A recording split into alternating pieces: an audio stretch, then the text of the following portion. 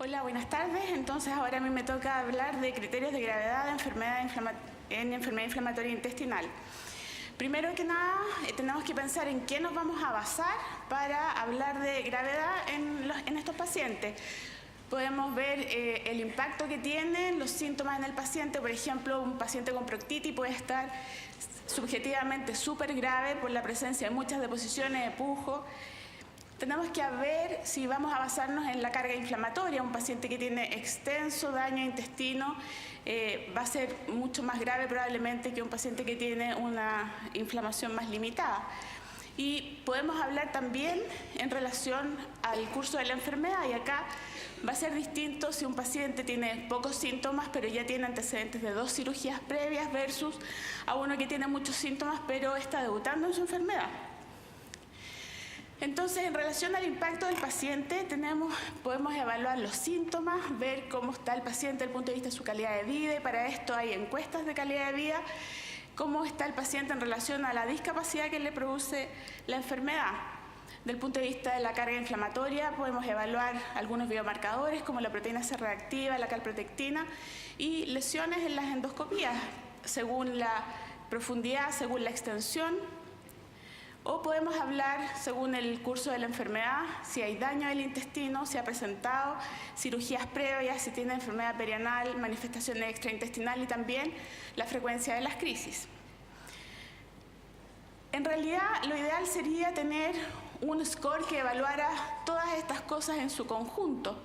Sin embargo, lamentablemente, hay ausencia de criterios universales que nos permitan evaluar a los pacientes en su globalidad, y por lo tanto les voy a presentar en enfermedad de Crohn y colitis ulcerosa cómo se han ido evaluando según las distintas enfoques que se le den. En la enfermedad de Crohn, en relación al impacto en el paciente, tenemos el Crohn Disease Activity Index, que en el fondo lo que evalúa es el número de posiciones, la presencia de dolor abdominal, el estado general del paciente, complicaciones extraintestinales, el uso antidiarreico, la presencia de masa abdominal, el hematocrito y la variación de peso. Y cada uno de estos números se multiplica por un factor y eso da un número, y según eso podemos evaluar y podemos catalogar a los pacientes si están en remisión, en una crisis leve a moderada, moderada a grave y una crisis grave fulminante. Hay que decir que estos números se eligieron del punto de vista subjetivo, no hay una validación específica que haya hecho que este corte se clasifique así. Lo otro importante es que en el Crohn Disease Activity Index es una tabla que se ocupa de forma prospectiva. En el fondo es una evaluación de 7 días en relación a estos puntos que les he comentado. Entonces, con la intención de hacer más fácil esta valoración, se creó el Harvey-Bradshaw, que está en base al Crohn Disease Activity Index, y entonces evalúa puntos bien parecidos como el estado general, la presencia de dolor abdominal, el número de posiciones, la presencia de masas y complicaciones, y eso también clasifica según un número a los pacientes si están en remisión, crisis leve, moderada o severa. En relación a la carga inflamatoria en la enfermedad de Crohn, lo que utilizamos son los biomarcadores, y acá proteína C reactiva elevada nos habla de una mayor carga inflamatoria, albúmina bajo 3, los niveles de calprotectina también se han relacionado con mayor inflamación del tubo digestivo. Pero lo que más ocupamos son los scores endoscópicos.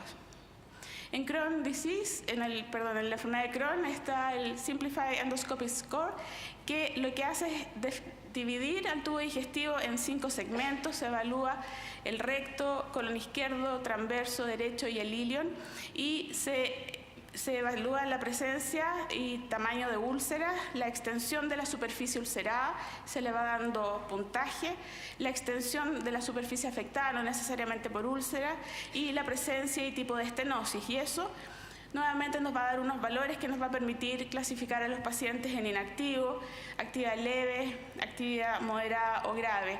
Nuevamente estos valores tampoco han sido validados estrictamente y se han obtenido a través de comités de expertos que los han ido utilizando en los distintos trabajos de investigación. El otro índice endoscópico que es muy útil y que utilizamos es el índice de Rutgers. Este es un índice que evalúa a los pacientes postquirúrgicos y se realizó una evaluación a los 6 meses después de la cirugía, y lo que evalúa son la presencia de lesiones en el neoilion. Y se clasifica según si no hay lesiones, y lesiones aftosas, mayor cantidad de lesiones, inflamación difusa o la presencia de una ileitis ulcerada. Este score ha servido mucho desde el punto de vista del manejo postquirúrgico de los pacientes y de la necesidad de escalar en terapia precozmente antes de que los pacientes inicien síntomas. En relación al curso de la enfermedad, les quería nombrar solamente el índice de Lehmann, porque tanto desde el punto de vista de los síntomas como desde el punto de vista de los scores endoscópicos, uno evalúa una situación puntual del paciente, es una foto, una situación de la vida del paciente. El índice de Lehmann lo que pretende es evaluar el daño acumulado en el tubo digestivo de un paciente de enfermedad de Crohn. Y para esto lo que hace es dividir el tubo digestivo en 4 zonas. Se evalúa la parte alta, esófago, estómago. Después está el intestino delgado, el intestino grueso y la región perianal. Y evalúa en relación a la presencia de cirugía, si tienen lesiones estenosantes, lesiones penetrantes. Y para esto utiliza exámenes endoscópicos como la endoscopia digestiva alta, la colonoscopia y la resonancia nuclear magnética. Y eso le va dando distinto puntaje, y esto nos permite ver la progresión de la lesión en el tubo digestivo en un solo paciente. En relación a colitis ulcerosa, el impacto en el paciente, hay distintos scores que se han utilizado. El más clásico del True Love and the Beats, lo que evalúa la presencia de sangre, el número de posiciones, el pulso, la temperatura, la hemoglobina y la sedimentación de la proteína C reactiva. Posteriormente, la clasificación de Montreal, que como vemos utiliza variables muy similares: el número de posiciones, sangre, hemoglobina, la fiebre, frecuencia cardíaca y la velocidad de sedimentación. Y por último, el score de Mayo, que también evalúa cosas similares: frecuencia de posiciones, sangrado, evaluación clínica global del paciente, aunque este score agrega lesiones en la mucosa. Desde el punto de vista de la carga inflamatoria, en colitis ulcerosa lo que evaluamos también utilizamos biomarcadores, igual que en la enfermedad de Crohn. Y desde el punto de vista de los scores endoscópicos, el más utilizado es el score de Mayo, que evalúa también la mucosa si no tiene lesiones, es normal, si tiene eritema, una disminución del patrón vascular, leve friabilidad, un compromiso leve. Cuando hay mayor eritema, mayor friabilidad, presencia de mayor cantidad de erosiones, un compromiso moderado.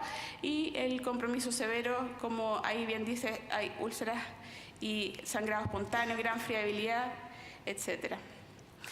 En suma, lo que les quería decir es que lamentablemente todavía no tenemos un índice que evalúe en su globalidad a los pacientes con enfermedad inflamatoria intestinal, y esto es importante, que cuando apliquemos cada uno de estos índices veamos en qué situación estamos con el paciente, si ha requerido o no cirugía, si tiene manifestaciones extraintestinales, para poder ponderar en forma adecuada el cambio de terapia. Y los índices más utilizados desde el punto de vista clínico en enfermedad de Crohn son el Crohn Disease Activity Index y el Harvey-Bradshaw. En colitis ulcerosa, la clasificación de Montreal.